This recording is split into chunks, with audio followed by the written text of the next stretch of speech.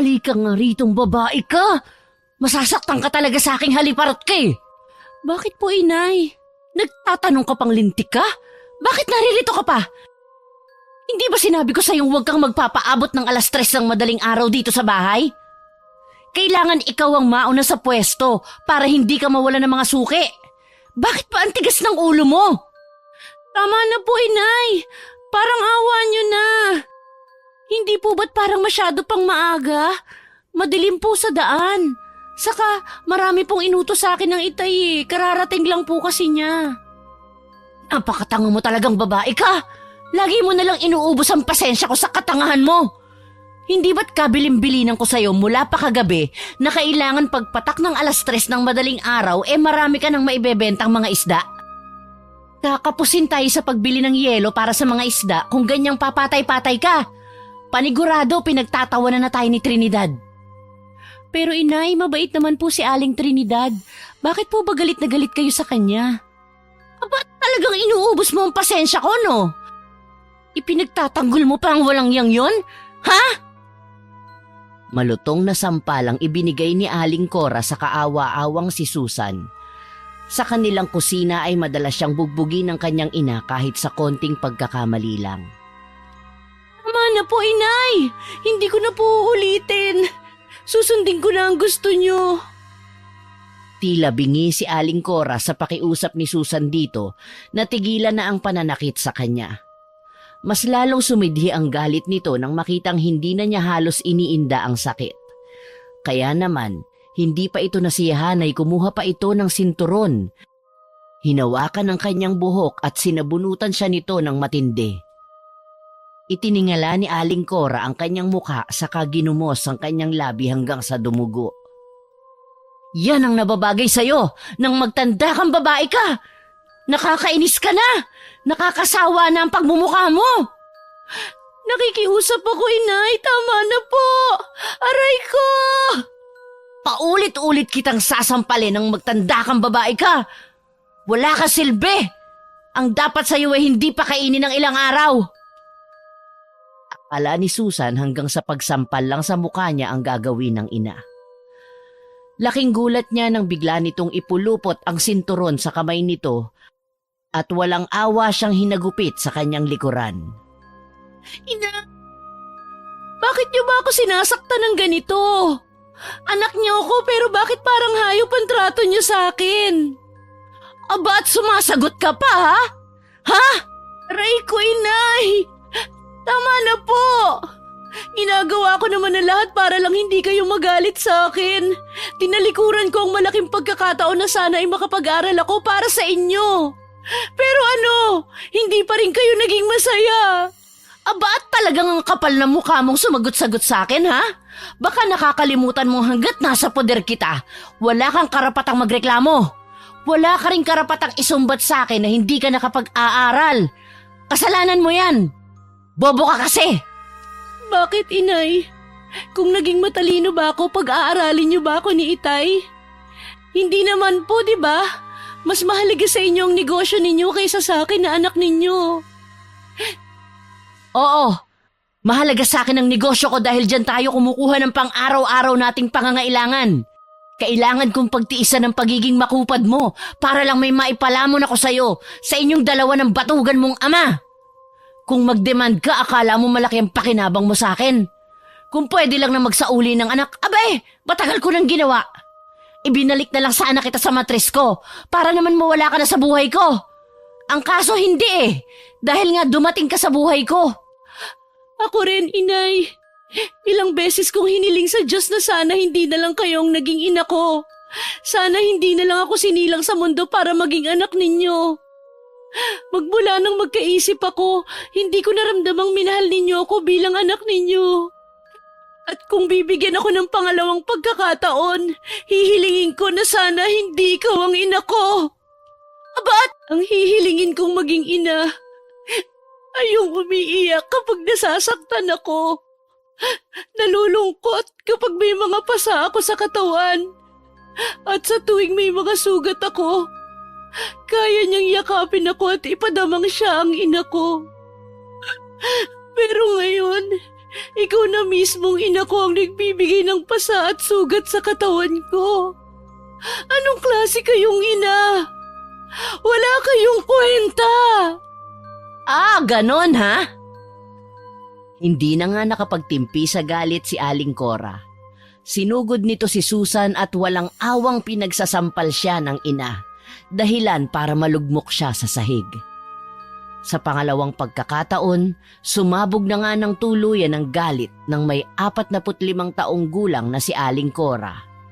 Ang malalakas na sampal ni Aling Cora sa makinis na mukha ng 18 taong gulang na si Susan ang maririnig na tunog sa katahimikan ng madaling araw. Palibhasa ay malayo sa kabihasnan at walang kapitbahay ang kinatitirikang dampa nila Susan.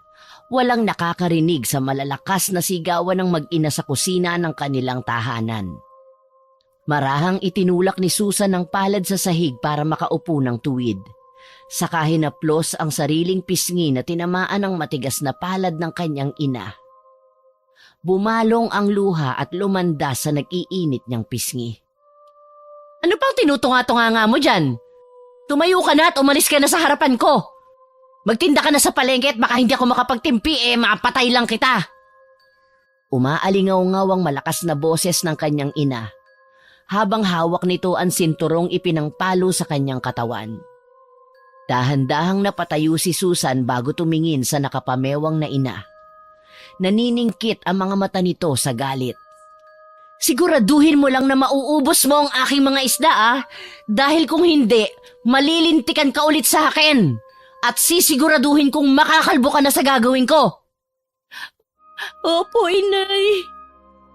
Sunod-sunod ang ginawang pagtango ni Susan sa sinabing yon ng kanyang ina bilang pagsang-ayon sa ipinag-uutos nito. Inihakbang niya ang kanyang mga paa patungo sa kusina para lapitan ang 2 timba na nakapatong sa lamesa. Araw yon ng Biyernes at ang araw na yon ay matumalang bentahan ng mga isda. Madalang ang mga taong namimili sa palengke. Idagdag pa ang halos kaliwat kanang nagtitinda ng mga isda na higit na mas mura sa mga paninda niya. Kasama na nga rito ang magaling na mang-akit ng customer na si Aling Trinidad. Ano bang ingay yan, ha? Abe, 3:00 pa lang ng madaling araw, nakakabulabog na kayo ng mga tulog. Singhal ng ama ni Susan na si Mang Damian. Pahikab-hikab pa itong lumabas ng sarili nitong silid. Halata pa rin dito ang kalasingan sa halos magdamag ba naman itong pakikipag-inuman sa biyenan nitong si Lolo Impo, ang ama naman ng inay ni Susan na si Aling Cora. Ito kasing anak mo, napakatigas ng ulo, manang-mana sa'yo. Bakit napunta sa akin ang usapan? Wag mo naman palaging saktan si Susan. Hindi na magandang tignan dahil dalaga na rin niyang anak mo. Saka, inutusan ko kasi siya kanina na mag-init muna ng tubig. Nang makapagkape muna siya bago pumunta ng palengke para magtinda. Nang sa ganon, may laman ang kanya sikmura. Bakit ba pinapagalitan mo tong anak natin?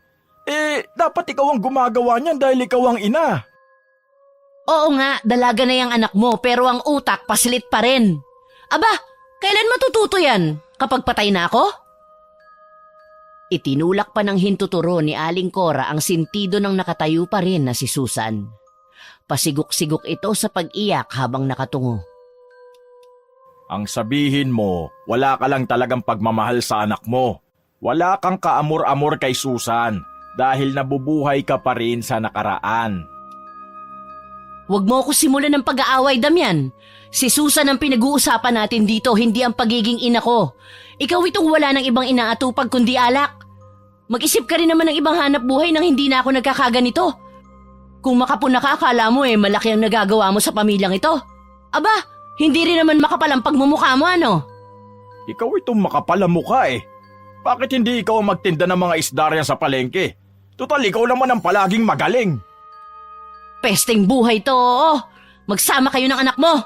Pareho kayong mga nagpapahirap sa buhay ko Makaalis na nga at baka makapatay lang ako ng mga taong walang laman ng utak at makikitid ang mga pag-iisip.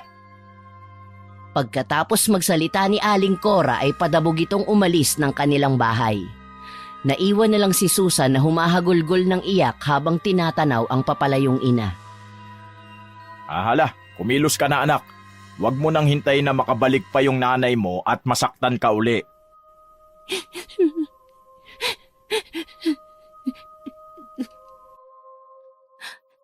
Masyado pa naman po kasing maaga, itay. Isa pa, natatakot pa ako mag-isa sa daan. Masyado pa pong madilim. Nagkalat na po kasi ang mga balitang merong isang gumagalang mangkukulam sa ating baryo. Anong gusto mo? Abutan ka pa ng nanay mo rito? Sige po, itay. Dadaanan ko na lang po muna si Lolo Impo para kumustahin. Nako, huwag ka nang dumaan sa bahay ng itay. Paniguradong abala siya sa mga oras na ito dahil sa kumakalat na kakaibang sakit dito sa lugar natin. Nambibiktima rin ngayon ng malupit na mangkukulam. Marami po palang nagpapagamot kay Lolo. Ang alam ko po, itay bawal na sa kanya ang nasusobrahan ng pagod. Baka tama lang po na dumaan ako sa kanya bago po sana ako tumuloy sa palengke para magtinda. Ay, wag na nga. Bakit pa ang tigas ng ulo mo? Kaya ka nasasaktan ng nanay mo dahil hindi ka marunong makinig eh. Paano kung doon pala pumunta ang nanay mo? Paano ka ngayon? Imposible po, itay. Alam ko pong magkagalit si Lolo Impo at inay. Kumunot ang noo ni Mang Damian dahil sa sinabi ni Susan. Mukha rin na wala itong nalalaman tungkol sa nabanggit na pagkakatampuhan ng mag-ama. Ay teka, anong galit ba ang pinagsasasabi mo ha anak? Abay, kahapon lang kausap ko ang lolo mo. Wala namang nababanggit ang itay tungkol kay Cora. Hindi ko rin po alam, itay.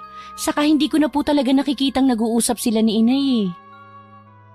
Bahagyang napaisip si Mang Damian at muli ay tumingin sa anak.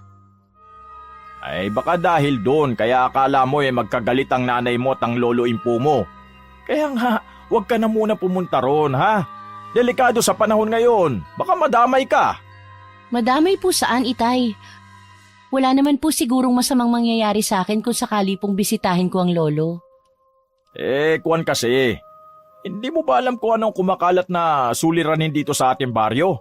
Abay, usap-usapan na rito sa ating barangay na pwede raw tayong may makasalamuhang mangkukulam. Akala ko po ba hindi sila totoo kagaya ng nabanggit ninyo kanina? Kasi anak, iba naman kasi ang pagkakalahad mo kanina. At ang lolo mo ang gumagamot ng mga taong kinukulam. Aba mahirap na. Paano kung balikan ng itay ng mangkukulam at gamitin ka para matalo siya? Kaya nga wag na muna anak. Wag ka munang magpakita sa lolo mo. Nanlaki ang mga mata ni Mang Damian habang sinasabi ang nangyayaring suliranin kay Susan. May punto rin ang ibig sabihin ng nais nitong mangyari. Kung bakit kailangan niyang huwag munang magpakita kay Lolo Impo. Araw-araw ay nakakasanayan na ni Susan ang palaging dumadaan sa bahay ng kanyang Lolo Impo para magbigay galang dito. Idagdag pa ang tuwa sa kanyang nararamdaman kapag nakikita niya itong nakaupo at pinagagaan ang kalooban niya. May dala ring swerte sa kanya kapag nakakausap si Lolo Impo. Nagkakataon kasi na nauubos ang kanyang panindang mga isda sa tuwing nakakausap niya ito. Hala, bilisan mo na. Kumilos ka na. Sundin mo na lang ang iniuutos sa'yo ng nanay mo. Sakalang nanumbalik sa kasalukuyan ang pag-iisip ni Susan nang marinig ang malakas na boses ng kanyang ama. Nagmamadali siyang kumuha ng 2 timba na may mga laman na isdang bangus at mga tulingan. Sa kabilang timba naman ay puro mga isdang galunggong na mas nauuna pang maubos kaysa sa malalaking isdang dala niya. Bukod kasi sa mura na, mukha ring sariwa ang mga yon. Sige po, itay, alis na po ako. Ay teka, wala ka bang dalang ilaw?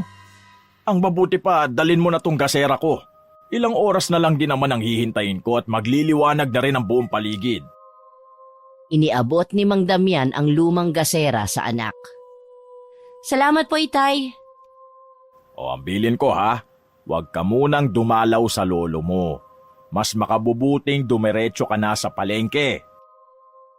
Una lang ang ginawa ni Susan bilang tugon sa sigaw sa kanya ng amang si Damian bago ito tumalikod sa kanya para bumalik sa kwarto nito. Malalim ang buntong hininga na muling itinuon ni Susan ang pansin sa kanyang nilalakaran. Katulad ng ibinilin sa kanya ng ama, hindi na muna siya dumaan sa bahay ng kanyang lolo para sana ay magbigay galang muna rito. Tinahak na lang niya ang daan patungo sa palengke.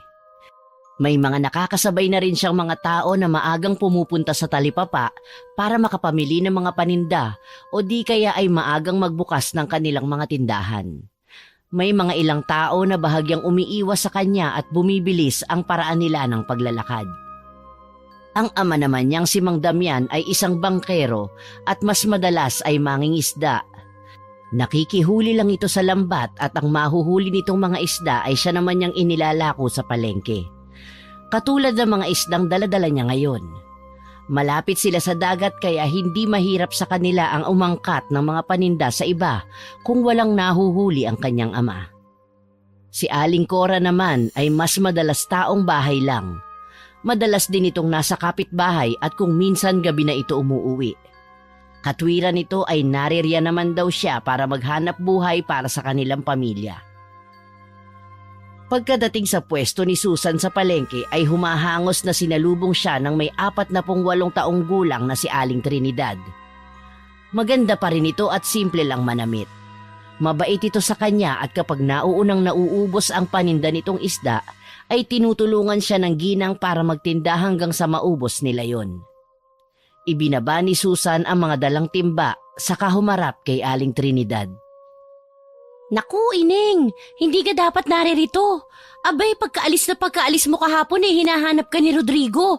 Galit na sumugod dito. May dalang itak. Ho? Bakit daw po? At may dala pang itak? Ano raw po ang dahilan at hinahanap ako? Sunod-sunod ang tanong ni Susan sa hindi mapakaling si Aling Trinidad. Nagdadalawang isip ito kung sasagutin ba ang tanong niya o hindi. Pero agad din naman itong napatingin sa kanya. Pun kasi, galit na galit si Rodrigo. Mukhang sa paninda mo isinisisi ang pagkakasakit ng anak at asawa nito. Mabuti na lang talaga at maagang naubos ang iyong paninda. At kanina nga, muli na naman siyang bumalik dito, hinahanap ka. Natatakot ako para sa'yo, Ineng. Naku, Aling Trinidad, wala ho ako nalalaman sa ibinibintang niya sa akin. Nakakasigurado po akong sariwa at ligtas kainin ng isdang itinitinda ko. Ganun ang nangyari, Susan. Dala pa nga nito ang ilang pirasong isda at talaga namang inuuod na ang mga yun. Ang ipinagtataka raw nila ay may mga tinikpa ng lukban ng mga bituka ng mga ito. Diyos ko, hindi po maaari na magkaganon ng paninda ko.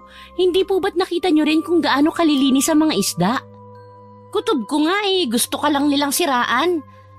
Hindi ba at inaway rin ito ng iyong ama nung nakaraan? Hindi naman po yata tamang sa akin sila gumante. Napahawak na lang si Susan sa kanyang dibdib pagkatapos marinig ang sinabing yon ni Aling Trinidad. Lalo siyang hindi mapakali ng pagbaling niya sa hindi kalayuan sa kanyang kinaroroonan ay nakita niya si Rodrigo. Dala nito ang itak. Ay, Diyos ko, Susan! Tumakbo ka na! Dito ka magdaan sa likod ng tindahan ko, dali! Talagang delikado. Desidido ang lalaking yun na saktan ka! Tarantang pahayag ni Aling Trinidad sa kanya. Sa pagkakataong yun ay hindi na malaman ni Susan ang kanyang gagawin. Paano po ito mga paninda ko? Ay, Diyos ko namang bata ka, oo. Huwag mo nang alalahanin ang paninda mo. Kailangan mo makaalis dito. Magmadali ka, parating na siya. Halos ipagtulakan ni Aling Trinidad si Susan sa pag-aalala na baka maabutan ito ni Rodrigo. At dahil natataranta na rin ang matanda, minabuti nito na hilahin siya sa braso papunta sa likurang bahagi ng pwesto nito. Natatabingan lang yon ng trapal. Pero hindi rin nakatiis ang ginang at nagpasya na ring sumunod sa kanya. Sandali, Susan! Hintayin mo ako! Doon ka muna sa bahay ko pansamantalang magtago hanggat hindi pa humuhupa ang sitwasyon. Bilisan niyo, Aling Trinidad. Baka makita po niya tayo. Huwag ka muna magsalita at hinihingal na ako. Mabilis ang ginawang mga paghakbang ng dalawa para makalayo sa taong iniiwasan nila. Pagkaraan ng ilang minuto ay nakarating din sila sa bahay ni Aling Trinidad. Maliit lang ang kubong yari sa kawayan. Ang bubong naman ay yari sa dahon ng anahaw. Maraming mga nakasabit na orkidya sa paligid ng buong kabahayan. May mga pinatuyuring isda na nakasabit sa mga puno ng bayabas. Tuloy ka, Susan. Pagpasensyahan mo na tong bahay ko, ha? Hindi mo kailangang umuwi sa inyo dahil natitiyak kung pagagalitan ka lang ng iyong ina. May bago ka pa namang mga pasa sa katawan. Pumasok ang dalawa sa bahay ni Aling Trinidad. Naunang pumasok ang ginang at sinundan naman yon ni Susan. Sa sala sila pansamantalang namalagi. Iginala ni Susan ang kanyang paningin sa kabuuan ng sala. Maliwanag na ang sikat ng araw ng mga oras na yon, kaya nakikita na rin niya ang buong kaayusan ng kubo. Ganon din ang mga larawan na maayos na nakasabit sa dingding. Pati ang mga kwintas na mukhang luma na pero malinis pa rin itong nakasabit. Maupo ka muna, Susan, at ipagtitimpla muna kita ng kape. Pagkaraan ay pumasok na rin si Aling Trinidad sa kusina nito para magtimpla ng kape. Sakalang naupo si Susan sa upuang yari pa rin sa kawayan. Ilang minuto lang ang lumipas, bumalik na rin si Aling Trinidad na may bitbit na isang tasang tinimplang kape. Oh, Susan, magkape ka muna. Makakatulong ang kape para mabawasan ang pag-aalala mo. Inabot ni Susan ang tasa ng mainit na kape sa dahan-dahang humigop. Nasarapan siya sa timpla nito. Maraming salamat po sa kape, Aling Trinidad. Naku, walang anuman, Susan. Matanong ko nga po kayo, bakit po ang bait-bait ninyo sa akin? Wala lang. Magaan kasi ang pakiramdam ko sa'yo eh. Isa pa, naaawa ako sa kalagayan mo. Teka, bakit kaya palagi ka nalang sinasaktan ng iyong ina? Hindi ko rin nga po alam eh. Pero kahit malupit siya sa akin, mahal na mahal ko po ang aking ina. Ang swerte naman ng iyong ina sa pagkakaroon ng anak na katulad mo. Hindi ko maiwasan ang hindi mainggit sa kanya. Kung nabubuhay lang ang aking anak, kasing edad mo na rin siya. Ho? Oo, patay na siya nang maisilang ko sa mundo.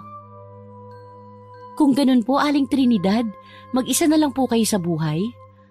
Nasaan po ang asawa ninyo? Ay nako, sumakabilang bahay na. Birong saad ni Aling Trinidad kay Susan. Pagkatapos magkwento ay umupo na rin si Aling Trinidad sa upuang paharap kay Susan. Maliwanag na po ang paligid, Aling Trinidad. Pwede na po yata akong bumalik sa palengke. Naku, wag muna, delikado pa. Pansamantala dumito ka muna sa bahay ko. Naku, salamat na lang po, Aling Trinidad. Masyado na pong malaking abala para sa inyo. Huwag kang mag-alala, wala naman akong kasama dito sa bahay kung yan ang inaalala mo. Isa pa, kapag nag-aagaw ang dilim at liwanag, nagsusulputan sa paligid ang mga mangkukulam. Mahirap na. Hindi po yun ang inaalala ko, Aling Trinidad. Ang paninda ko po kasi baka mawala sa palengke. Paniguradong mapapatay ako ni inay, lalo kung malalaman niyang naririto ako sa bahay ninyo. Kung sa bagay may punto ka.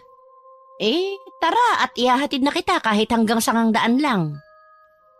Ang tinutukoy na Sangangdaan ni Aling Trinidad ay ang delikadong lugar na madalas ay pinagtatapunan ng mga patay na tao. Kadalasan ay biktima ng mangkukulam. Huwag mo nang alalahanin ang paninda mo at ako na mismo ang bibili nun. Maraming salamat po talaga, Aling Trinidad. Hay nako. Huwag ka nang magpasalamat sa akin. Kahit hindi naman ikaw ang nasa kalagayan mo tutulungan ko rin katulad ng ginagawa ko sa'yo. Siya nga pala, heto ang bayad ko Nakakaiyak naman, Aling Trinidad. Maluha-luha si Susan habang nakatingin sa perang iniaabot sa kanya ng matanda. Sige na, huwag ka nang umiyak. Pati ako naiiyak na rin Pagkatapos ay lumabas na sila ng bahay. Magkasabay silang naglakad hanggang sa Sangangdaan na bumabaybay sa daang patungo sa palengke at bahay naman ni Susan. Natanaw muna ni Susan ang papalayong ginang bago itutuluyang nawala sa kanyang paningin nang lumiko sa kanto. Pero nakakailang hakbang pa lang si Susan nang bigla ay may dumaklot sa kanyang buhok. Walang hiyang babae ka! Tama nga ang hinala ko! Inay!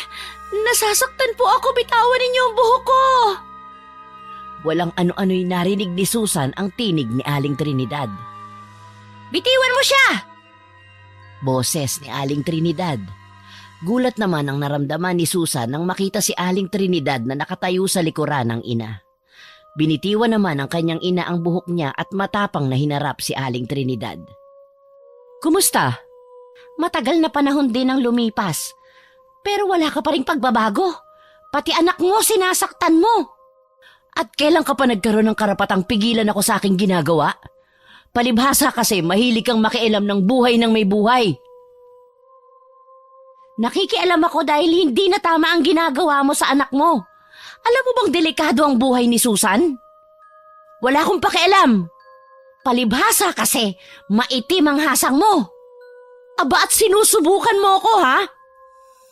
Pagkatapos magsalita ni Aling Cora, ay nagmamadali nitong sinugod si Aling Trinidad.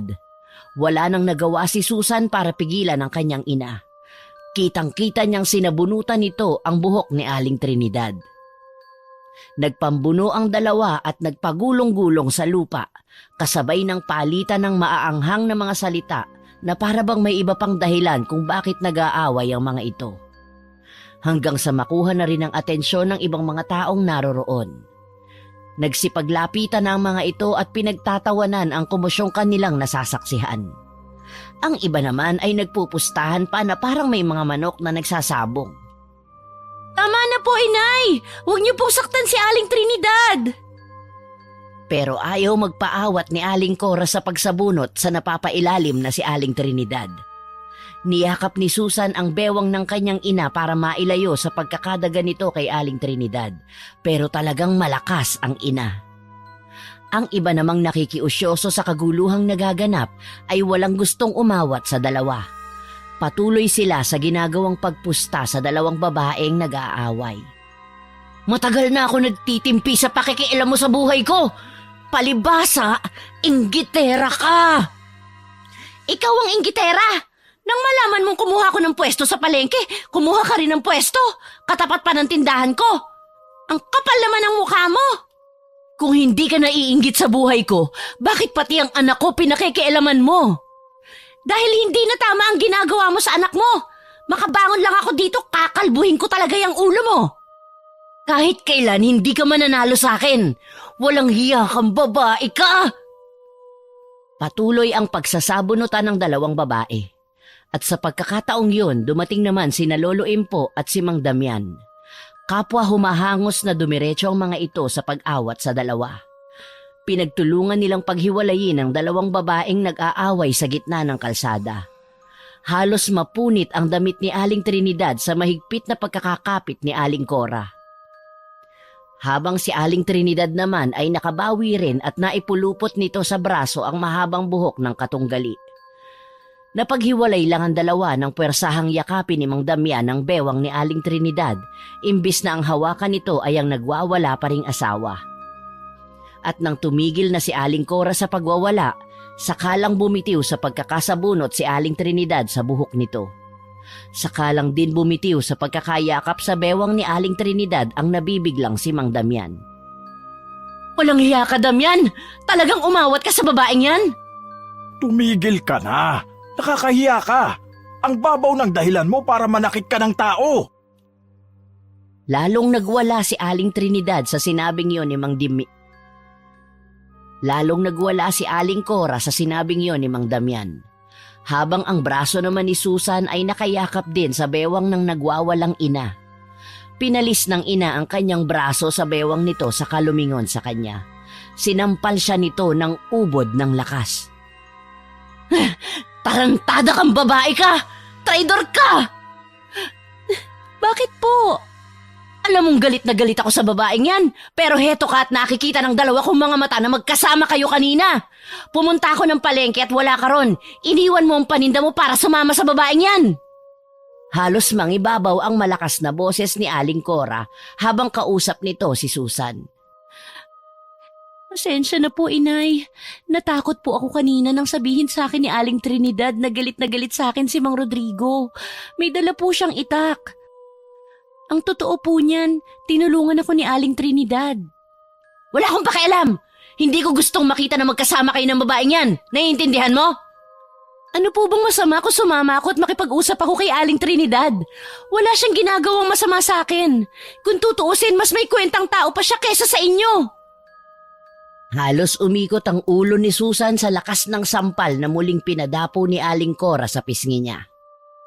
Ang kapal ng mukha! Hindi na naituloy ni Aling Cora ang iba pang sasabihin nito kay Susan nang biglang may sumampal sa pisngi nito. Nasa po nito ang pisngi at tiningnan kung sino ang sumampal. Halos manlaki ang mga mata ni Susan nang makita ang kanyang lolo Impo na nakaangat pa ang kamay matapos nitong sampalin ng ina. Sumusobra ka na! Palagi ka na lang malupit sa apo ko! Tama lang na makarinig ka ng masasakit na salita mula kay Susan! Dahil tama ang kanya mga sinabi sa'yo!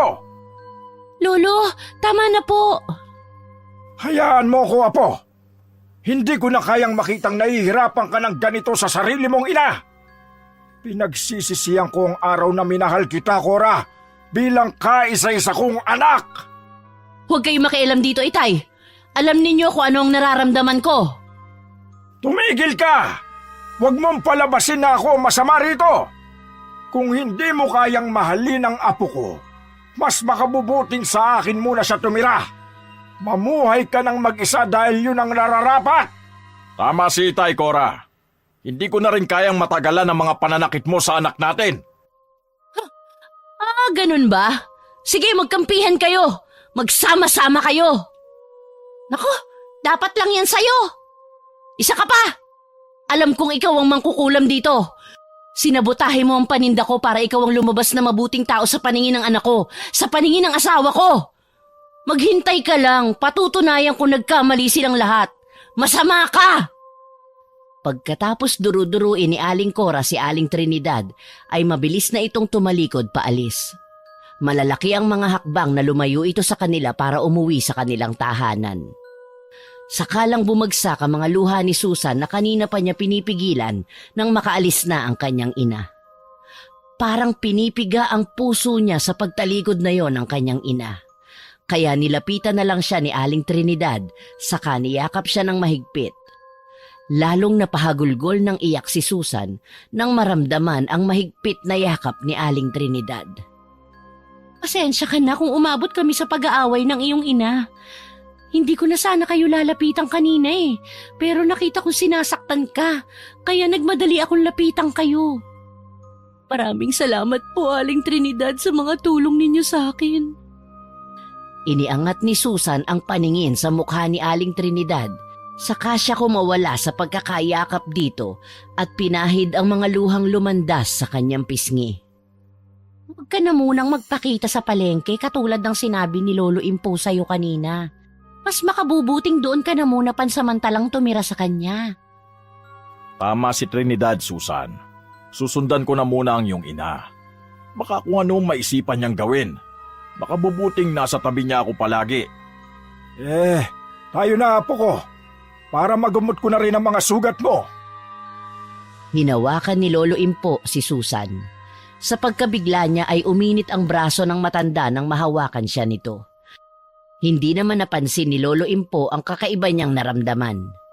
Nagpatiuna na lang ito sa paglalakad at ganun din si Mang Damian at Aling Trinidad para bumalik sa kani-kanilang naiwang trabaho. Walang imik na sumunod sa uugod-ugod na matanda si Susan. Ganun din ang ginawa ng ibang taong nakasaksi sa kaguluhan kanina. Lahat sila ay nagpasya na ring magsipag-alisan at ibinibidang natalo sila sa pustahan. Binaybay ng maglolo ang makitid na daan patungo sa kinaroroonan ng maliit na bahay ni Lolo Impo. Nang makarating sa kubo nito ay nakita agad ni Susan ang iba't ibang klase ng halamang gamot. Lolo, nag-aalala po ako para kay inay. Napahinto sa paglalakad si Lolo Impo para harapin si Susan. Malungkot itong tumingin sa kanya habang may luha ang mga mata. Lo, umiiyak kayo? Bakit po? Wala, apo ko. Pakiramdam ko kasi parang kasalanan kong nangyayari sa'yo. Kung alam ko lang na mangyayari sa'yo to, hindi sana ako nakagawa ng bagay na sobrang pinagsisisihan ko ngayon. Ang lolo naman mas lalo po ninyo akong pinapalungkot kapag nakikita kitang nagkakaganyan. Wag mo na nga lang pansinin ang mga sinabi ko, Apo. Pumasok na muna tayo sa loob. Masyado na kasing mataas ang araw. Sandali. Ikaw ba'y kumain na? Parang wala po akong ganang kumain, Lo. Dahil ba sa mga nangyari kanina? Huwag kang mag-alala, Apo ko. Lilipas din ang galit ng iyong ina. Hayaan muna nating si Damian ang umayos ng gulo kanina. Mas makabubuti ring umiwas ka muna kay Trinidad para hindi na lumaki pa ang gulo. Pagkatapos magsalita ni Lolo Impo ay tumalikod na ito para pumasok sa loob ng tahanan nito. Si Susan naman ay sumunod na rin dito saka umupo sa upuang yari sa kawayan sa sala ng tahanan ni Lolo Impo. Iginala niya ang paningin sa kabuuan ng sala.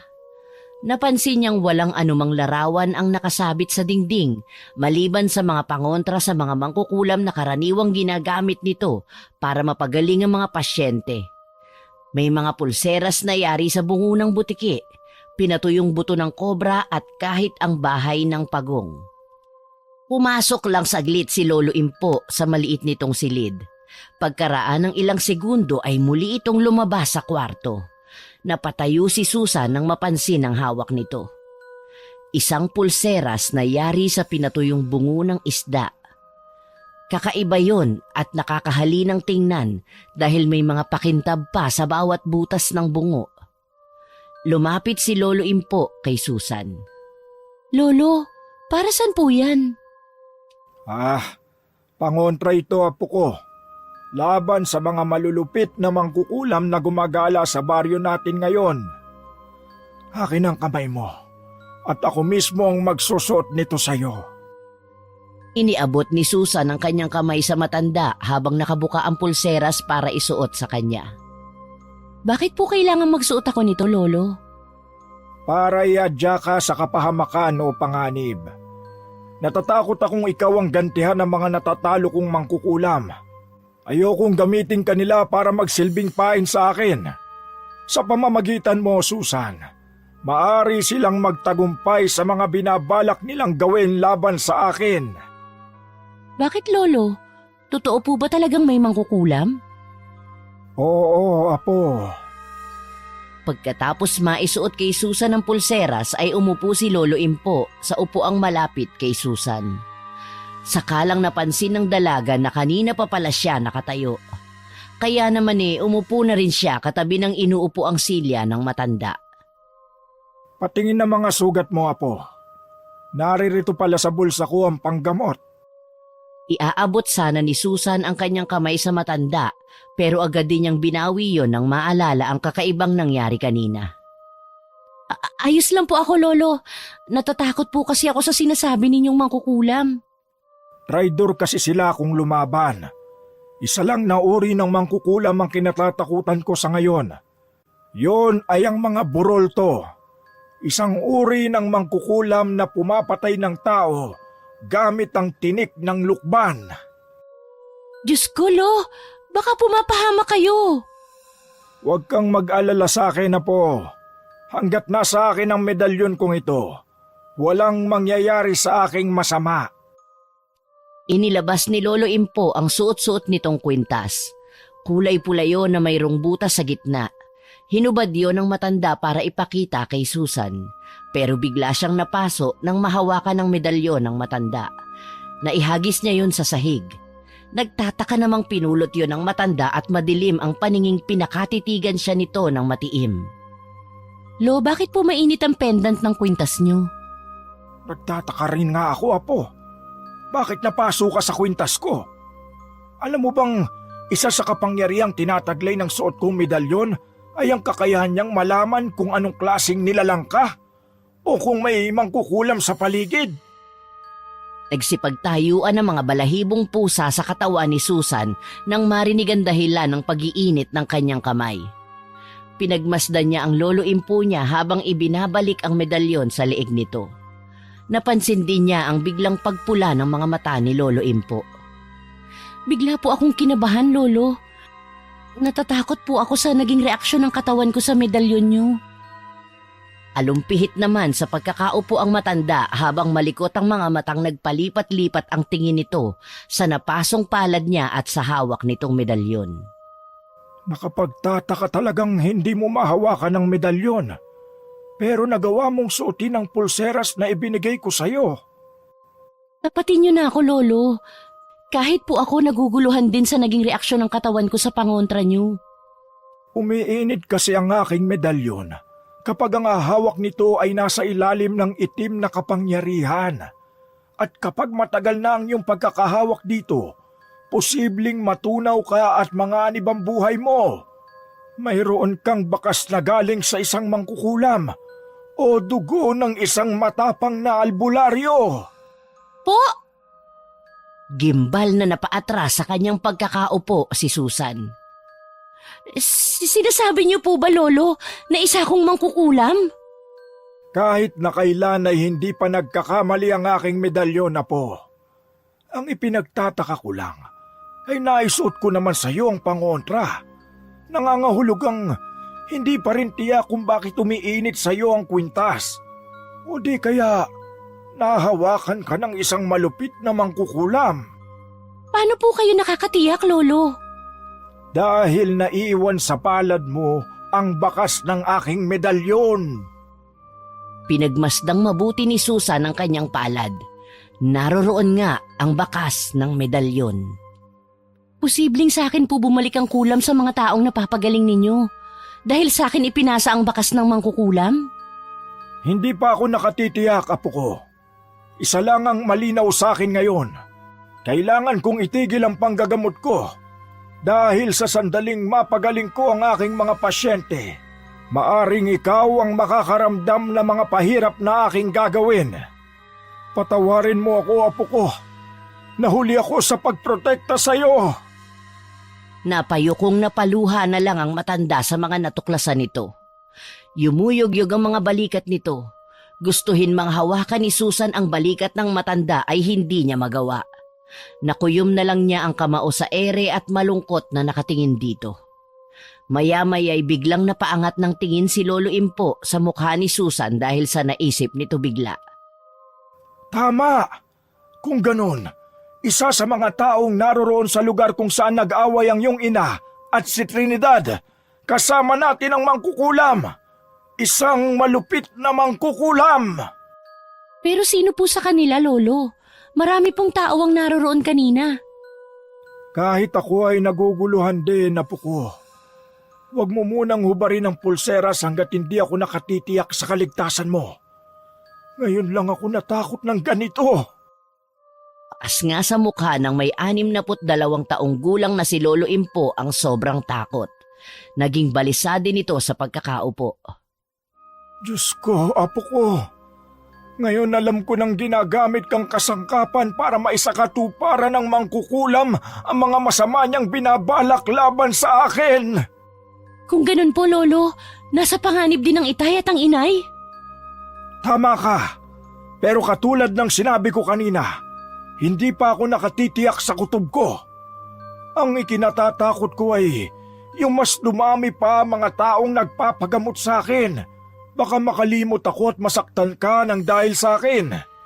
Inggit at pagkasok lamang nakikita kong motibo ng kumukulam sa lahat ng mga taong naririto. Hindi ako makakapayag, Lolo, nasaktan nila pati ang aking inay. Pero ikaw naman ang itinuturong mangkukulam ng aking medalyon. Halos magimbal si Susan sa tahasang pagturo sa kanya ng kanyang Lolo Impo. Alam niyang hindi niya yon magagawa, lalo pa ang sakta ng kanyang ina. Alam ninyong hindi totoo mga sinasabi ninyo, Lolo.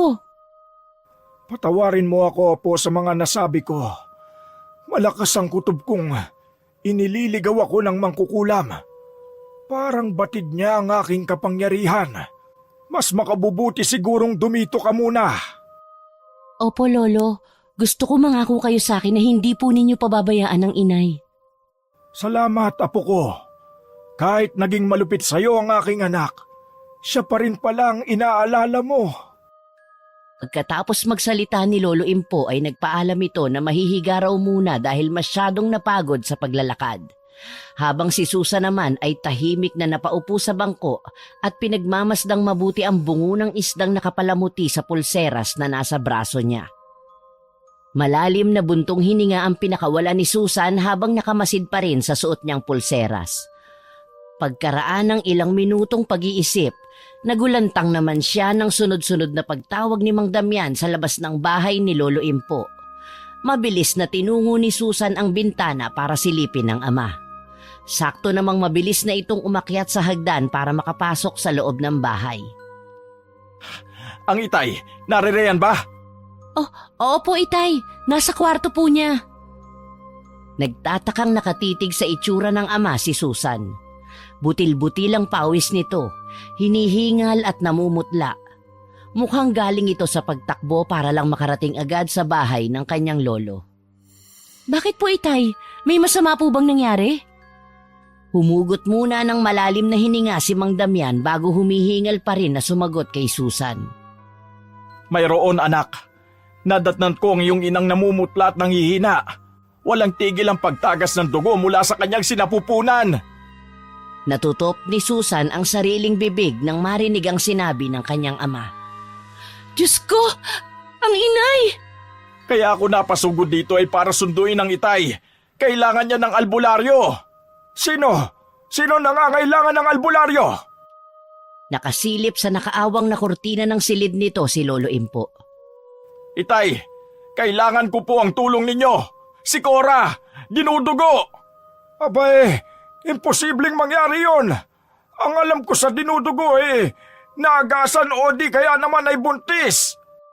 Lolo, kailangan na po nating mapuntahan ng inay. Baka kung napapano na siya. Tama ka, apo ko. Saglit lang at dadalin ko ang aking mga kagamitan sa panggagamot. Ikaw naman, Damian. Mauna ka na sa amin ni Susan para may kasama si Cora habang wala pa kami doon. Sige po, itay. Yun lang ang sinabi ni Mang Damian sa kapatakbo ng tumalikod. Ang matanda naman ay tarantang pinaglalagay ang mga gamit nito sa maliit na lagayan na yari sa hinabing uway. Si Susan naman ay hindi mapakali at nanginginig ang katawan dahil sa nalamang sinapit ng ina. Mabilis ang ginawang paglakad ng maglolo papuntang bahay ni na Susan. Malakas ang kabang bumundol sa dibdib ni Susan nang makarating sa tapat ng kanilang bahay.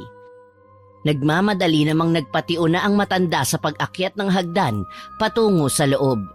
Diretso sila sa kwarto kung saan naroroon si Aling Cora. Nadatnan nilang nakahiga si Aling Cora sa kandungan ng namumutlang si Mang Damian. Mabilis na lumapit ang matanda sa nakahigang si Cora. Diyos ko, anong nangyayari sa iyo, anak? Napaluhod si Lolo Impo sa tabi ng anak saka makahulugang sumulyap kay Susan pati kay Mang Damian na takot na nakamasid sa namimilipit na si Cora. Pinulsuhan ni Lolo Impo si Cora para masiguradong hindi ito nagdadalang tao. Pero nginig ang kamay ng matanda at bakas din ng takot sa mukha nito nang mapansing tila napapaso si Cora nang mahawakan ito sa braso. Ano pong sakit ni inay, Lolo? Mayroong kumukulam sa iyong inaapo ko. Damian, delikado ang lagay ni Cora. Kung ganun po, kailangan madala si Cora sa ospital. Baka maubusan siya ng dugo. Hindi ito magagamot sa ospital. Hindi kaya ng mga doktor na malaman kung ano ang sakit ng anak ko.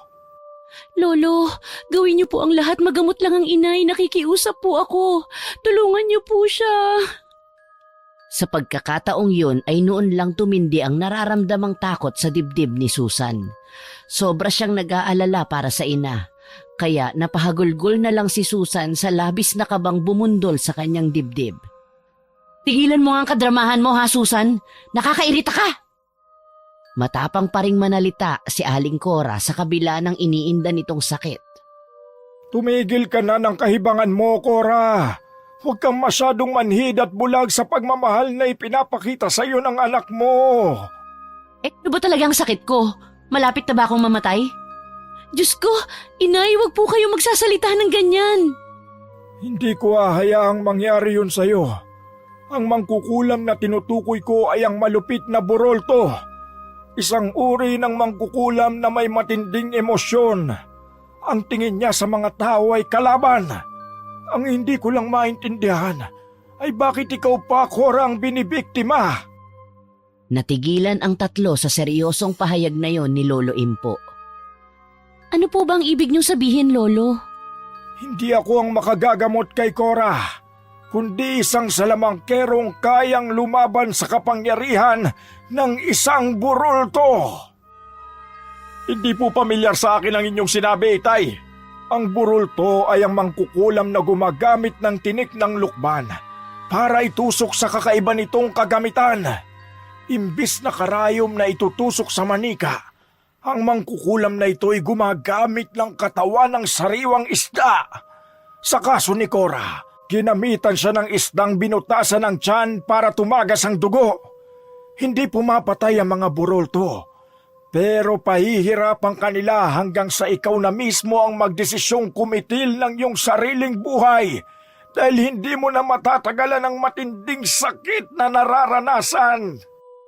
May alam po ba kayong salamangkerong pwedeng makatulong sa inay? Sa kasamaang palad ay wala, apo ko. Isa pa, ngayon pa lang ako nakatagpo ng ganitong klasing mangkukulam. Ang kailangan lang ay pansamantalang mapigilan ang matinding pagdurugo ng iyong ina. Pero ano po? bawal ko siyang gamutin dahil sa iyo, Susan. Mukhang alam ng mangkukulam ang kahinaan ko. Malakas ang kutob kong si Trinidad ang may kagagawan nito. Hindi makapaniwalang napanganga si Susan sa biglang pagbanggit ni Lolo Impo sa pangalan ni Aling Trinidad. Paano naman po mangyayari yun, Lolo? Napakabait ni Aling Trinidad. Hindi niya po yun magagawa sa inay. Ako rin po, Itay. Imposibleng gawin ito ni Trinidad. Bakit? May ibang tao pa ba kayong naiisip na may galit sa akin? Ha? Mangkukulam ang babaeng yun! Gigil na gigil si Aling Cora sa tatlo. Napabalikwas pa ito ng upo at umirap kay Damian na parang sinasabi nitong pinagtutulungan na naman siya para kumampi kay Aling Trinidad. Mukhang tama ang asawa mo, Damian. Pasensya ka na po, pero si Trinidad lang ang naiisip kong may motibo para gawin ito sa iyong inay. Pero Lolo, sa pagkakakilala ko po sa kanya ay mabuti siyang tao. Hindi pa rin ako naniniwalang magagawa yun ni Aling Trinidad. Mapagpangga pa mga burolto. Mapanlin lang. Kadalasan ay ipinakikita nilang pag-uugaling mabait. Pero ang totoo, kukuhanan kanila ng isang hibla ng buhok para ilagay sa loob ng tiyan ng isda at saka nila kukulamin ng taong nais nilang pasakitan. Tanging ang dinikdik lang na bawang na may asin ang alam kong makakagamot sa kanya. Pero katulad ng nabanggit ko sa bahay kanina, kapag ginamot ko si Cora, ikaw naman ang masasaktan, apo ko. Dahil yun sa bakas na iniwan ng mangkukulam sa iyong katawan. Para saan pa tong pangontra ko sa kamay kung hindi rin naman ito magagamit para protektahan ako? Siguro nga po ay tama kayo, Lolo.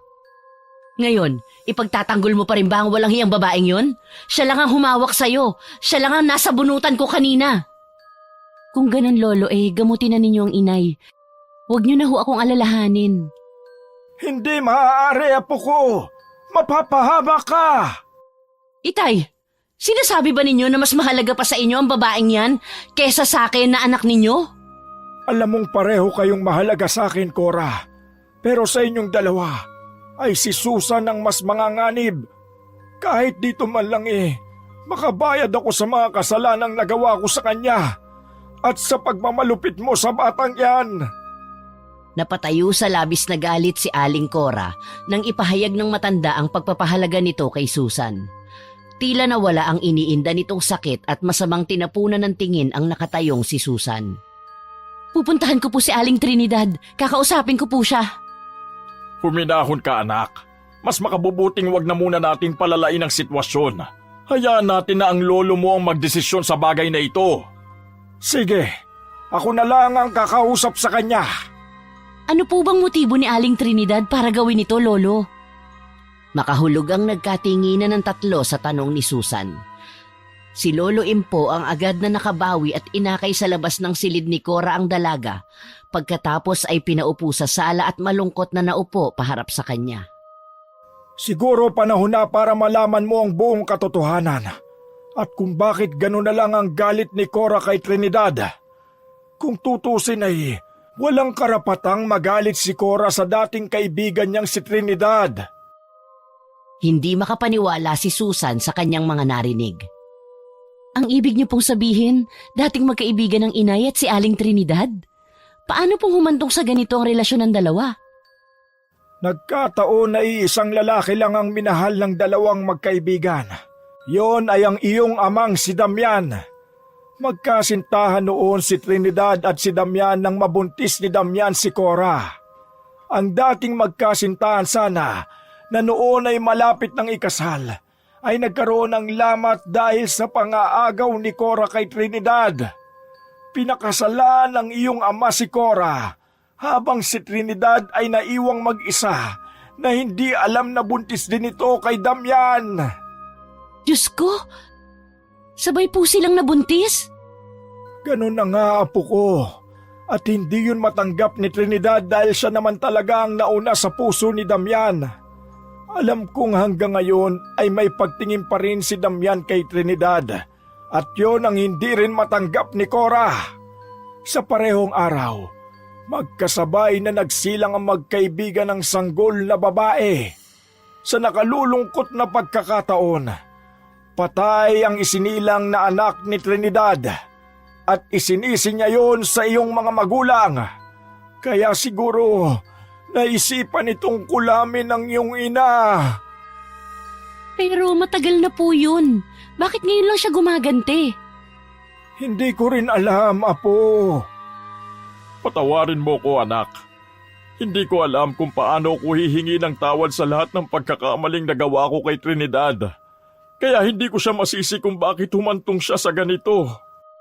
Kalalabas lang ni Mang Damian sa kwarto nilang mag-asawa nang sumingit siya sa nadat ng pinag-uusapan ng maglolo.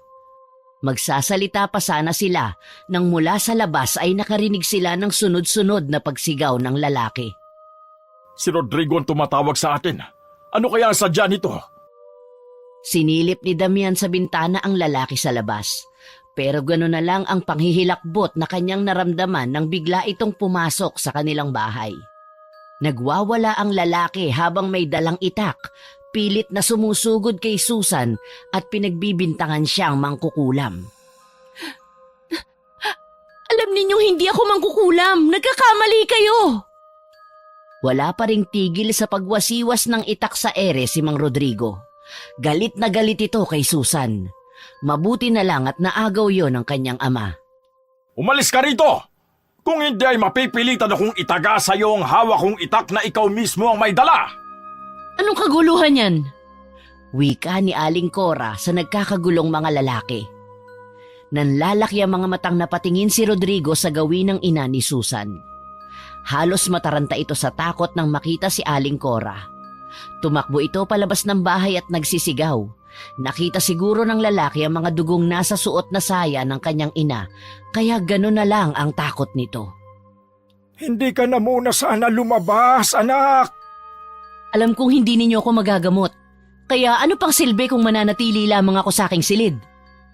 Pupuntahan ko si Trinidad at magtutuos kami! Baka sa mukha ng ginang ang pagbalatay ng matinding galit. Hahakbang na sana ito para lumabas ng bahay nang walang ano-ano ay namilipit ito sa sakit ng tiyan. At nang hindi na nito makayanan ng sakit ay bigla itong nabuwal sa pagkakatayo at bumagsak sa sahig. Ang pangyayaring ito'y sinunda naman ng biglang pagdaing ni Susan dahil bigla ring sumakit ang tiyan nito. Hindi maipaliwanag ni Susan ang pananakit ng kanyang buong katawan na parang sinisilaban. Biglang tumaas ang temperatura ng katawan niya saka nakaramdam ng pagbaliktad ng sikmura. Ano yan?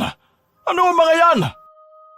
Ang tinutukoy ni Damian ay ang mga bituka ng isdang lumabas sa mga isinuka ni Susan. Kahit si Susan ay binalot na rin ng takot nang makita ang mga bituka na lumabas sa kanyang bibig. Napakalansa at walang kasing baho ang amoy. May mga kasamang dugo ang lumalabas sa bibig ni Susan. Mahabaging langit, nagsisimula ng umatake ang mangkukulam. Magmadali ka, Damian! Samahan mo kong magdasal! Maghawak-hawak kamay tayo! Nagdadalawang isip pang sumunod si Mang Damian sa utos ng kanyang biyenan. Naupo sila sa paligid ng nakahiga ng si Susan at Aling Cora, habang si Susan ay namimilipit pa rin sa sakit ng tiyan. Umusal ng taimtim na panalangin si Lolo Impo, pero hindi yun umiepekto para mapagaling si Susan. Patuloy ito sa pagsusuka. Nasa kalahatian pa lang ng seremonya si Lolo Impo nang biglang tumigil sa paggalaw si Susan. Nawala na rin ito ng malay katulad ng kanyang ina. Napasabunot na lang sa sariling buhok ang matanda nang makita ang sinapit ng mag-ina sa kanyang harapan. Kailangan itong puntahan si Trinidad bago pa mahuli ang lahat. Bantayan mo muna silang dalawa, Damian. Kailangan kong puntahan si Trinidad. Kailangan kong maisabit sa kanya ang aking medalyon para mapigilan ang paggamit niya ng isda para mangulam. Opo, Itay. Mag-iingat kayo. Tumayo na si Lolo Impo saka nagmamadaling lumabas ng bahay. Naiwan si Damian na mag-isang inaayos ang mga katawan ng mga mahal niya sa buhay. Saka bumalatay sa mukha nito ang matinding pag-aalala habang pinagmamasdan ang walang malay na mga babae. Samantala, sa bahay naman ni Trinidad, pasado 2:00 ng hapon habang nasa sala. Biglang bumundol ang kaba sa dibdib niya nang mula sa bintana ay natanaw niya ang naglalakad na matandang si Lolo Impo papalapit sa kanya. Nagmamadali ito at blanko ang ekspresyon ng mukha. Matagal na panahon na rin nang huli itong dumalaw sa kanyang bahay, ang panahong namatay ang sanggol na kanyang isinilang. Ito ang nag-iisang saksi sa kung paano niya naranasan ang mawala ng isang anak. Ang matandang ito rin ang nagpaanak sa kanilang dalawa ni Aling Cora. Lolo Impo! Napatayo si Aling Trinidad nang sa wakas ay makaharap ng muli ang hinihingal na matanda. Maaari ka bang makausap, Trinidad? Pumasok muna po kayo. Hintayin po ninyo ako rito sa sala at ikukuha ko lang po kayo ng maiinom. Nako, hindi na kailangan. Makikiusap sana ako na kung maaari ay itigil mo na ang pangungulam sa aking anak at apo. Nagtatakang napatingin si Aling Trinidad sa seryosong mukha ni Lolo Impo. Hindi na nga nagawa pa ng matanda ang pag-upo nito sa upuan at nakatayo lamang ito habang pinagmamasdan ng mukha ni Aling Trinidad. Tila sinusukat ng matanda ang reaksyon ng mukha ng babae. Hindi ko po nagustuhan ang huling sinabi niyo, Lolo Impo. Kailanman hindi ako gumamit ng itim na karunungang sinasabi ninyo kahit sobra na akong nahihirapan sa buhay ko.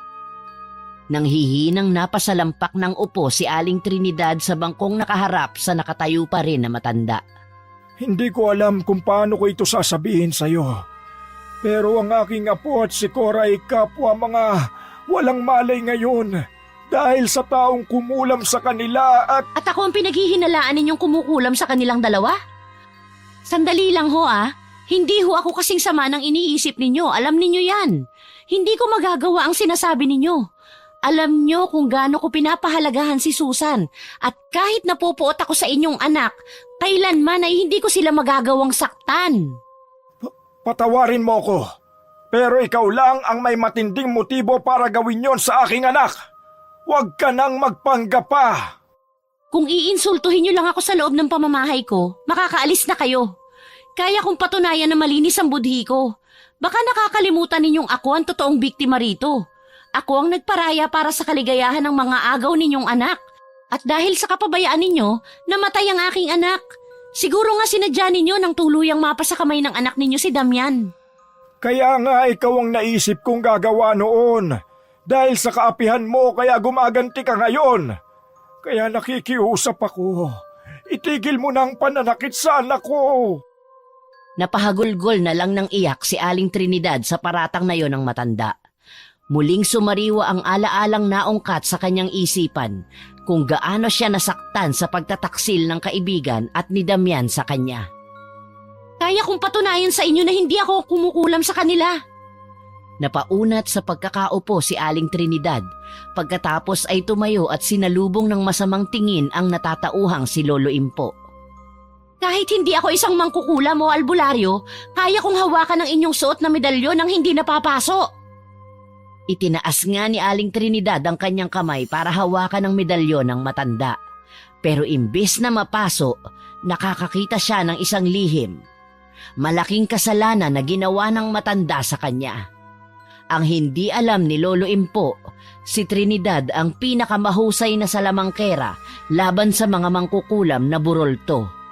Kaya nang mahawakan ng ginang ang medalyon ng matanda, napahagulgol ito ng iyak at halos mapugto ang sariling hininga.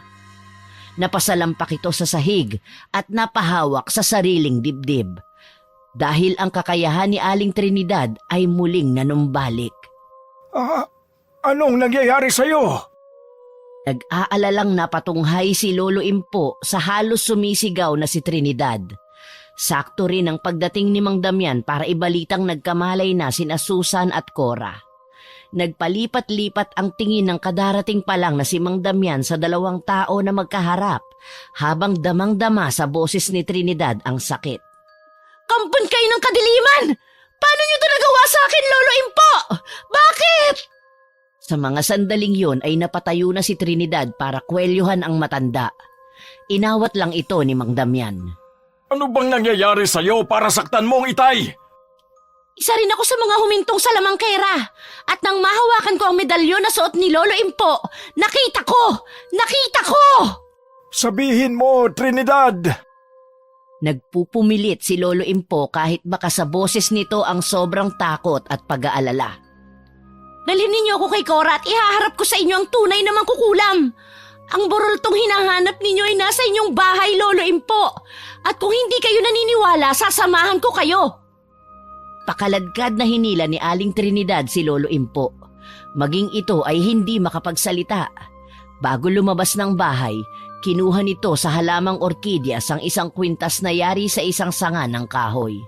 Sa ngayon ng talisay na panglaban sa lahat ng mababagsik na mangkukulam na nais gumambala sa kanila. Isinuot ni Aling Trinidad ang kwintas at muling hinawakan sa braso ang matanda. Sa pagkakataong yun, si Lolo Impo na ang halos namimilipit sa sakit dahil siya ang napapaso sa pagkakahawak ni Trinidad sa kanya. Si Damian naman ay tahimik lang na nakamasid sa dalawa at hindi naiintindihan ang mga nangyayari. Sumunod ito sa dalawang naunang maglakad patungo sa kanilang tahanan. Hanggang makarating sila sa bahay ni na Susan at Aling Cora. Natanaw ni Susan ang halos pakaladkad na paghila ni Aling Trinidad sa kanyang lolo. Kaya kahit nanghihina pa ay nilapitan niya ang mga paparating at pilit pinalis ang mahigpit na pagkakahawak ni Aling Trinidad sa braso ng kanyang lolo. Pero hindi niya yun nagawa dahil maging siya ay napaso sa matinding init na gumapang sa kanyang kamay nang magdikit ang balat nila ni Aling Trinidad. Talagang ang kapal na mukha mo magpakita sa akin. Bitiwan mo ang braso ng aking ama. May gusto siyang patunayan kaya siya naririto. Pero imbes sumagot, sumugod si Aling Cora sa kinaroroonan ni Aling Trinidad at agad na tinangkang sabunutan ito sa buhok pero nakailag si Aling Trinidad. Ngayon, Lolo Impo, gamutin ninyo sa harap ko ang magaling ninyong anak. Nabigla si Lolo Impo. Si Susan naman ay naguguluhang nakamasid lang sa mga kilos ng mga tao na nasa kanyang harapan. Idagdag pa ang kakaibang pakiramdam nang dumating si Aling Trinidad sa kanilang tahanan. Nagsindi ng kandila si Lolo Impo saka lumuhod sa tabi ng nakatayong si Aling Cora. Ngunit inawat ito ni Aling Trinidad at ito mismo ang nagsagawa ng isang ritual bilang isang salamangkera. Pumikit ito ng mariin saka umusal ng isang kakaibang orasyon. Doon nila napansin ang kakaibang paggalaw ng usok ng kandila patungo sa kinaroroonan ni Aling Cora. Dahil doon, napaatras si Aling Cora at parang bigla itong namutla. Biglang naparalisa ang buong katawan ni Aling Cora. Susan, kunin mo yung nag-iisang isda sa timba. Nakatago yun sa ilalim ng lamesa. Nakapagtatakang alam na alam ni Aling Trinidad kung nasaan nakatago ang mga natitirang isda. Palaging nakikita ni Susan ang kanyang ina na naghihiwalay ito ng isda sa kanyang paninda. Tinungo ni Susan ang kusina at tinukoy ang timba sa ilalim ng lamesa. Pagkatapos ay kinuha yon at dinala sa nakaluhod pa rin na si Aling Trinidad. Pagkatapos ay ilapag mo sa sahig sa paanan ng iyong ina. Sa sandaling mailagay mo na ang isdang yan, hindi na tuluyang makakagalaw pa ang iyong ina katulad ng isdang hawak mo. Huwag kang maniwala sa kanyang iniuutos sa'yo. Mangkukulam ang babaeng yan. Pagkasalita ni Aling Cora ay muling bumalik ang pananakit ng tiyan ni Susan. Hindi niya maipaliwanag ang sakit. Basta ang alam niya, konektado ito sa ginagawang ritual ni Aling Trinidad sa kanyang ina. Muling sumuka ng dugo si Susan, bagay na ikinatigil ni Aling Trinidad nang makitang nahihirapan siya. Baka sa mukha nito ang pagdadalawang isip kung itutuloy ba nito ang sinimulang ritual o hindi. Ang akala mo ba basta-basta ka na lang magtatagumpay, ha? Sa tuwing palalalain mo ang aking sakit, si Susan ang mismong magdudusa sa sakit ko. Parang nauupos na kandilang napaupo si Aling Trinidad sa namimilipit pa rin na si Susan. Matagal na niyang tinalikuran ang panggagamot laban sa mangkukulam na burulto. At ngayon nahaharap siya sa mahirap na sitwasyon. At lalo na kung paano ipagtatapat ni Aling Trinidad ang buong katotohanan na si Susan ay ang kanyang tunay na anak. Tama na! Itigil mo na ito, Trinidad! Nahihirapan na ang aking apo! Alam ninyong hindi ninyo totoong apo si Susan. Kahit alam ko na ang lahat tungkol sa pagsasabotahe ninyo sa anak ko, pinilit ko pa rin na mailigtas si Cora. Ano pong sinasabi ninyo? Nagtaka si Susan. Tama kaya ang kanyang mga narinig? Anak siya ni Aling Trinidad. Tumigil ka! Tinangkang pigilan ni Lolo Impo ang anumang sasabihin pa sana ni Aling Trinidad. Hindi nito gustong malaman ni Susan ang ginawa nitong kasalanan sa apo. Nagsimula na rin uminit ang suot na pulseras ni Susan at unti-unting natunaw yon. Lo, ang suot kong pulseras umiinit na po, napapaso na ako!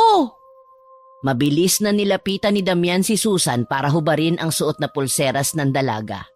Pero tuluyan nang nalusaw ang pangontra, tanda na lumalakas ang kapangyarihan ni Aling Cora. Akala ba ninyo ganun lang ako kadaling talunin? Pwes nagkakamali kayo!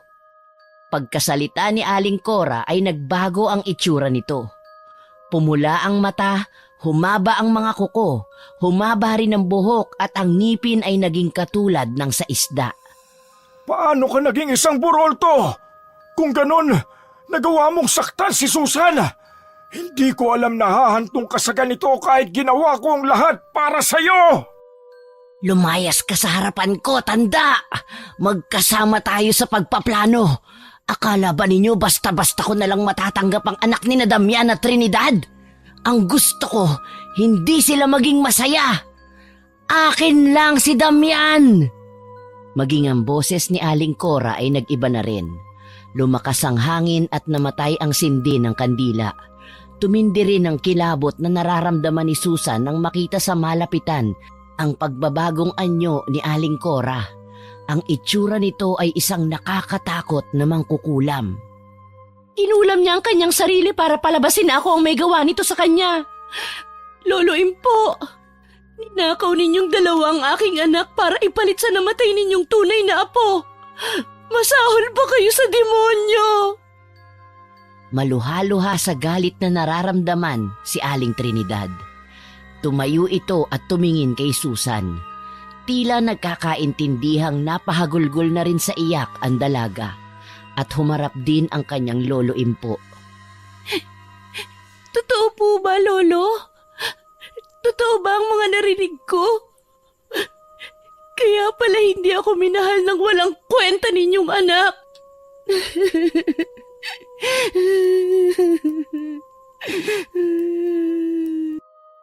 Halos gustong sumabog ang dibdib ni Susan sa galit habang nakatingin sa nakayukong lolo. Si Damian naman ay nanlalabo na rin ang paningin sa luhang sumilay sa mga mata nito. Matinding puot ang naghahari ngayon kay Susan para kay Aling Cora at Mang Damian. Patawarin mo ko, apo ko! Ayoko niyo ako! Kaya pala nasasaktan ako sa tuwing nakikita kong sinasaktan ni Cora ang anak ko.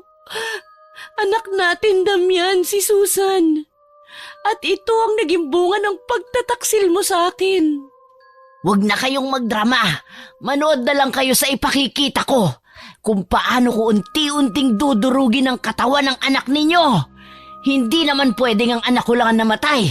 Dapat pare-pareho tayong miserable ang buhay.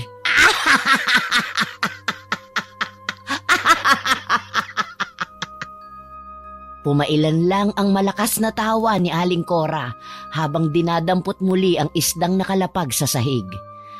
Saka nito inilabas ang tinik ng lukban at pinagtutusok sa harap nila ang katawan ng isda. Biglang natumba si Susan sa sahig habang namimilipit sa sobrang pananakit ng kanyang tiyan. Tama na! Itigil na natin ito! Wala kang karapatang magalit sa kanila, Cora!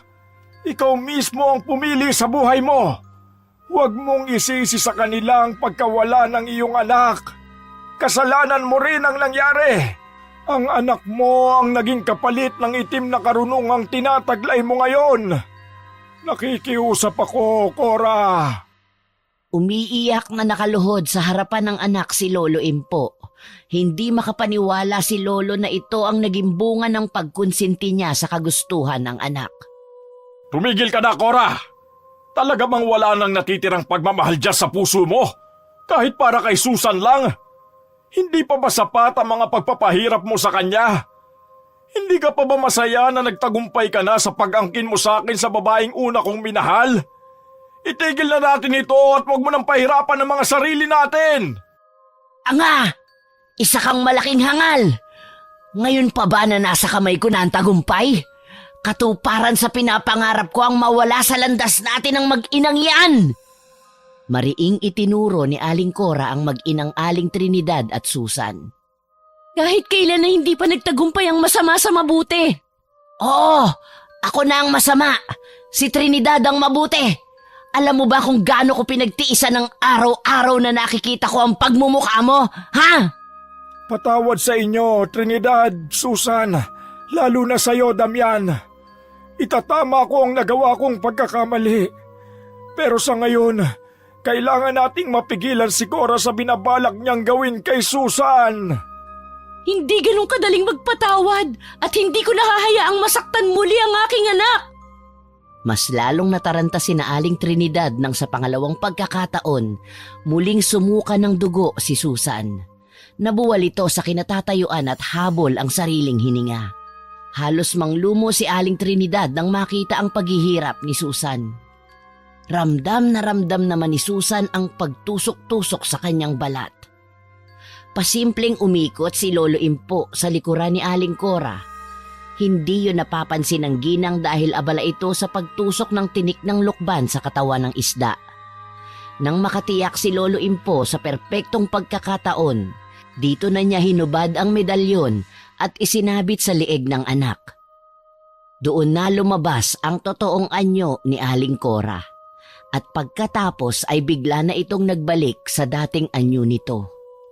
Halos pagsakluban ng langit at lupa ang apat nang mula sa pinto ng sala ay dire-diretsong pumasok si Mang Rodrigo at bigla na lang nitong sinaksak ng itak sa dibdib si Aling Cora.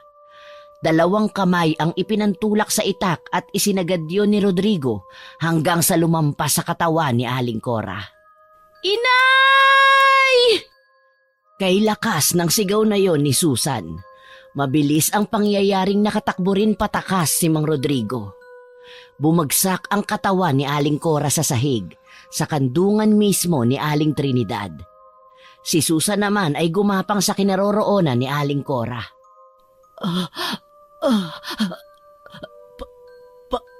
Patawarin mo ko, Susan.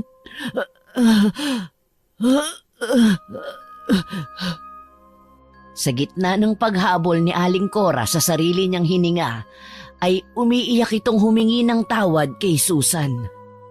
Inay! Inay, tumaban ka! Dadalhin ka namin sa ospital! O wag na. Anak, tuluyan ang napahagulgol ng iyak si Susan.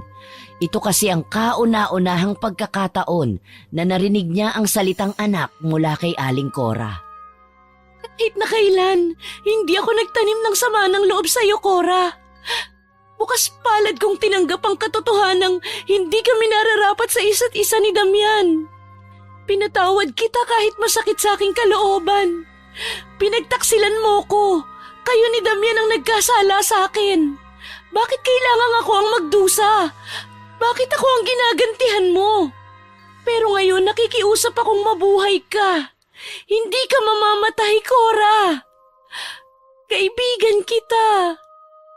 Pero wala nang tugon pa ang namutawi sa bibig ng wala ng buhay na si Aling Cora. Nayakap na lang ng mahigpit ni Aling Trinidad ang kaibigan. Ganon din si Susan. Si Lolo Impu naman ay tahimik na lumuluha habang pinagmamasdan ang nagkalat na dugo sa sahig. Napuno ng iyakan ang buong sala ng tahanan ni na Susan. Si Mang Rodrigo naman na pumatay kay Aling Cora ay tila wala sa sariling kinitil din ang sariling buhay kalaunan. Nagbigti ito sa sarili dahil nawala sa katinoan. Isang katotohanan ang hindi alam ni Mang Rodrigo, na kung sino man ang makapapatay sa mangkukulam na burolto ay tiyak din na mamamatay. Ito ang sinasabing bakas ng mangkukulam.